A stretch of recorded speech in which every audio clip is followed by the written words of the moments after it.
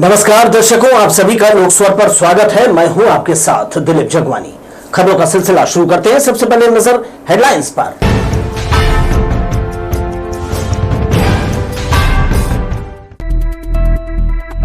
छात्र की मौत के लिए विश्वविद्यालय प्रशासन पर लगाए आरोप, कांग्रेस ने एसएसपी से की शिकायत।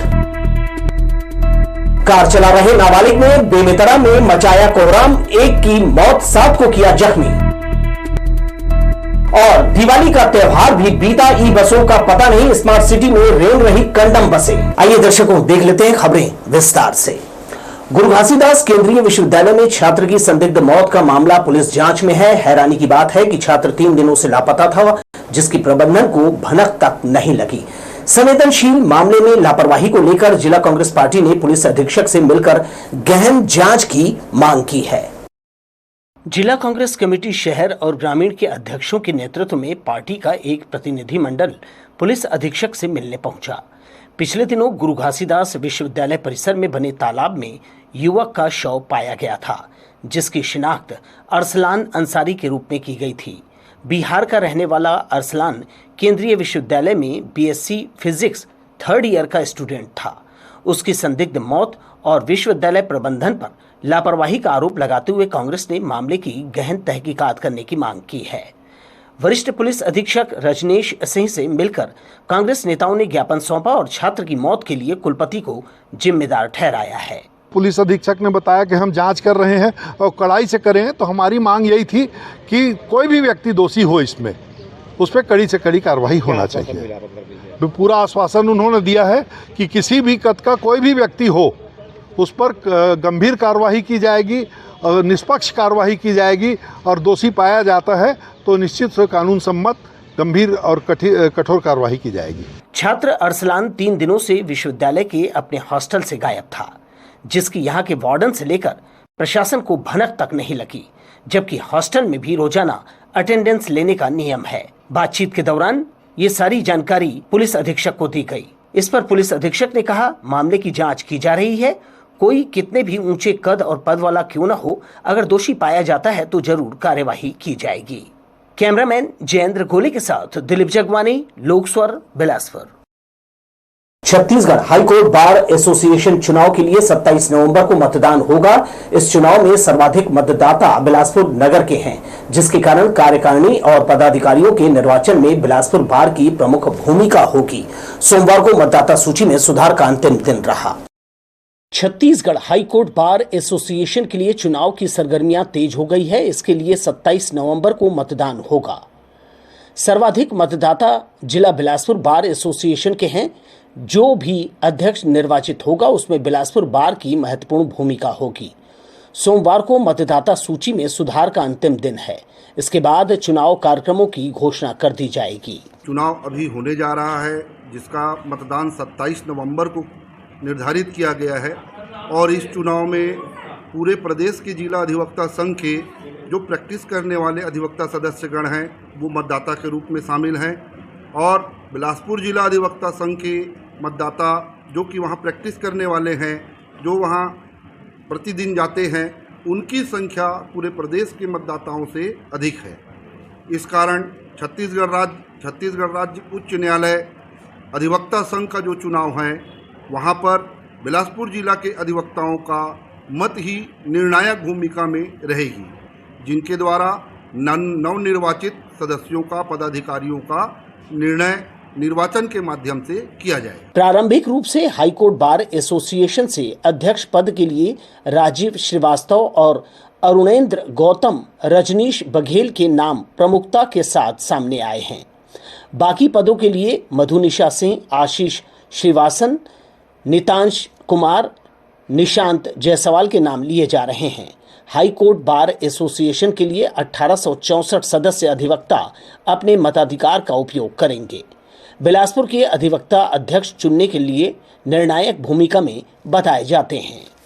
लोक स्वर के लिए कैमरामैन सतीश साहू के साथ किशोर श्रीवास्तव की रिपोर्ट। उधर कोनी में 12 करोड़ रुपए की लागत से कमिश्नर कार्यालय के नए भवन के शुभारंभ की तैयारी प्रधानमंत्री नरेंद्र मोदी के हाथों वर्चुअल उद्घाटन के प्रयास किए गए, लेकिन प्रधानमंत्री के 1 नवंबर को रायपुर में व्यस्त कार्यक्रम होने के कारण इसे शामिल नहीं किया जा सका। यह भवन हाईटेक बनाया गया है। अब इसके 7 नवंबर के बाद उद्घाटन की बात कही जा रही है। प्रधानमंत्री 1 नवंबर को छत्तीसगढ़ के राज्योत्सव में शामिल होने के लिए रायपुर आ रहे हैं। प्रशासनिक स्तर पर बिलासपुर कमिश्नर कार्यालय का वर्चुअल उद्घाटन प्रधानमंत्री नरेंद्र मोदी के हाथों कराए जाने की तैयारी थी, लेकिन श्री मोदी के व्यस्त कार्यक्रमों के कारण इसे उनके कार्यक्रम में शामिल नहीं किया जा सका है। अब इसका उद्घाटन 7 नवंबर तक के लिए टल गया है। सर्किट हाउस के पास स्थित कमिश्नर कार्यालय का सारा साजो सामान कोनी के नए भवन में शिफ्ट कर दिया गया है। यह हाईटेक 3 मंजिला बिल्डिंग 12 करोड़ रुपए की लागत से बनाया गया है। भवन में 2 कोर्ट रूम, 1 बैठक कक्ष, library, kitchen, smoke fire system और लिफ्ट की सुविधा दी है। कोनी में कमिश्नर कार्यालय खोलने का शुरुआती तौर पर वकीलों ने विरोध जताया था, लेकिन अब इसके मुंगेली नाका से कोनी जाने का रास्ता साफ हो गया है। कमिश्नर प्रणाली लागू किए जाने की बात भी कही जा रही है। लोकस्वर के लिए कैमरामैन सतीश साहू के साथ किशोर श्रीवास्तव की रिपोर्ट। बेमेतरा जिले में रविवार रात एक सड़क दुर्घटना हुई। बताया जा रहा है कि रात करीब 8 बजे तेज रफ्तार कार ने शहर के मुख्य मार्ग पर भीड़ में एक के बाद एक 5 वाहनों को टक्कर मार दी। हादसे में एक व्यक्ति की जान चली गई। रविवार को बेमेतरा में हुए भयानक सड़क हादसे में एक व्यक्ति की मौत हो गई, जबकि 7 लोग गंभीर रूप से घायल हो गए हैं। घायलों को तुरंत जिला अस्पताल ले जाया गया, जहां प्राथमिक उपचार के बाद उन्हें रायपुर रेफर किया गया है। मृतक की पहचान जीवन साहू के रूप में हुई है। वहीं घायल हुए लोगों में सुशीला साहू, कविता साहू, हिमांशी साहू, शेष नारायण सिंह, रेवती साहू, माखन साहू और दीपेश साहू शामिल है। हादसे के बाद मौके पर अफरा तफरी का माहौल बन गया। इस बीच ये जानकारी भी सामने आई है कि कार नाबालिग चला रहा था। फिलहाल पुलिस ने आरोपी के पिता को हिरासत में लेकर पूछताछ शुरू कर दी है। इधर हादसे की खबर फैलते ही गुस्साई भीड़ आरोपी के घर पहुंच गई और घर में घुसने की कोशिश की। भीड़ ने वहां जमकर तोड़फोड़ की, जिससे घर में खड़े वाहन को नुकसान पहुंचा। घटना की जानकारी मिलते ही पुलिस अधीक्षक रामकृष्ण साहू दलबल के साथ मौके पर पहुंचे और स्थिति को नियंत्रित किया। इस दौरान पुलिस और भीड़ के बीच हल्की झड़प की भी खबर है। कार से एक्सीडेंट की जानकारी मिली है जो है जी, तो इस पर जो है एक व्यक्ति की मृत्यु होने और कुछ लोगों के घायल होने की जानकारी मिली है। उस पर यह एफआईआर दर्ज किया जा रहा है और आरोपी के विरुद्ध जो है सख्त कार्रवाई की जाएगी। इसमें जो है जिसमें अभी जिस पे संदेह के बारे में जो है लोगों को बताया गया कि जो चालक, कार का चालक है, तो उसके पिताजी को जो है पुलिस ने ले लिया अपने हिरासत में। उसकी पूछताछ जो है की जा रही है और बाकी जो है जो अभी तक पुष्ट सूत्रों से ये जानकारी मिली है कि कई अपने अपने तरीके से लोग जो है बता रहे हैं, कोई नाबालिग है, बालिग है, तो वो उसके संबंध में जानकारी ली जाएगी और उसको जो है अरेस्ट किया जाएगा। फिलहाल पुलिस ने स्थिति को काबू में कर लिया है। एसपी रामकृष्ण साहू ने स्थानीय नागरिकों से शांति बनाए रखने की अपील की है और कहा कि घटना में दोषियों के खिलाफ सख्त कानूनी कार्यवाही की जाएगी। बेमेतरा पुलिस ने इस हादसे को बेहद गंभीरता से लेते हुए जांच शुरू कर दी है। वहीं नाबालिगों के वाहन चलाने को लेकर अभिभावकों पर भी सवाल खड़े हो गए हैं। Bureau report, Lokswar. बिलासा छठ पूजा समिति ने पूजा को लेकर जोरदार तैयारियां की है। तिफरा में रहने वाले सैकड़ों परिवार पूजा करने जुटेंगे। इसके लिए यहां तालाब को आकर्षक ढंग से सजाया है। पूरा परिसर रंगीन लाइट से जगमगा रहा है। हेलोजन की दुधिया रोशनी में तालाब खिल उठा है। छठ व्रती माताओं बहनों के लिए घाट में नंबर अंकित कर दिया गया है ताकि किसी भी प्रकार से अनावश्यक भीड़ न हो और भगवान सूर्यदेव को सुबह शाम अर्घ्य दिया जा सके। चेंजिंग एरिया अलग से बनाया है। भीड़ में सुरक्षा के मद्देनजर महिला और पुरुष पुलिस बल भी तैनात है। समिति ने छठ पूजा को बेहतर और सुरक्षित बनाने हर संभव जो है इंतजाम किया है। आप मेरे साथ देख रहे हैं लोकस्वर। खबरों का क्रम आगे भी जारी रहेगा। बिलासपुर का सबसे बड़ा शोरूम राजपाल फर्नीचर, सभी तरह के सामानों की खरीदी पर पाएं 40% तक की छूट। सोफा की शहर में दीपावली के अवसर पर प्रशासन ने नई ई बसों के आ जाने का सपना दिखाया था। बसें नहीं आने के कारण उस हसीन सपने का दिवाला निकल गया है। जो 1 दर्जन बसें चल रही है वो भी कंडम हालत में है। ऑपरेटर और कंडक्टर को वेतन के लाले पड़े हुए हैं।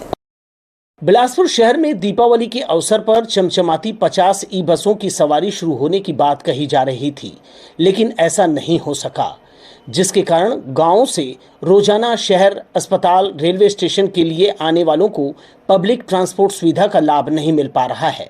शहर में 1 दर्जन बसें ही जर्जर हालत में चल रही है। वो कब बैठ जाए नहीं कहा जा सकता। जो सिटी बसें चल रही हैं उसकी हालत ठीक नहीं है। ऑपरेटर और कंडक्टर को वेतन के लाले पड़ रहे हैं। ऐसी बसें रोज कमाओ रोज खाओ की तर्ज पर सड़कों पर दौड़ रही है। ऐसे में ऑटो रिक्शे वालों की चांदी है। किराया तय नहीं होने के कारण रोजाना हजारों मुसाफिर महंगे दर पर इसकी सवारी करने के लिए बाध्य हैं। नई बसें कब तक आएगी यह भी तय नहीं है। प्रशासन और नगर निगम ने हसीन सपना दिखाकर लोगों के साथ सुविधा दिलाने का छल किया है। लोक स्वर के लिए कैमरामैन सतीश साहू के साथ किशोर श्रीवास्तव की रिपोर्ट। जांजगीर चांपा जिले के ग्राम कमरीद में अब शराब भट्टियों की जगह फसलें लहला रही है। पुलिस अधीक्षक विजय कुमार पांडे के प्रयासों और पानगढ़ थाना प्रभारी मनोहर सिन्हा की टीम की सतत समझाइश से सबरिया समाज के लोगों ने कच्ची शराब बनाना पूरी तरह छोड़ दिया है और अब खेती बाड़ी से जुड़कर स्वरोजगार की राह पर चल पड़े हैं। गांव में आयोजित कार्यक्रम में जनपद सदस्य श्रवण गौड़, समाज प्रमुख नरसिंह गौड़ सहित बड़ी संख्या में ग्रामीणों ने हिस्सा लिया।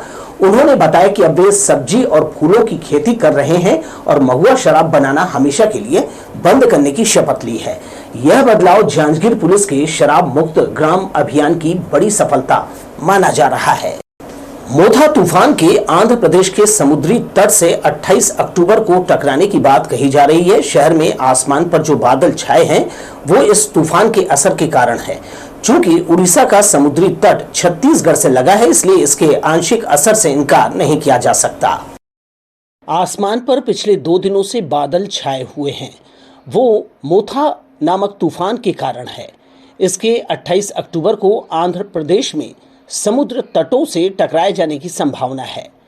इसका सर्वाधिक नुकसान मछलीपट्टनम शहर को होगा। बिलासपुर में भी इसी तूफान के कारण छाए बादलों से सुबह और देर रात बूंदाबांदी हुई है। दिन में भी हवाएं चल रही है।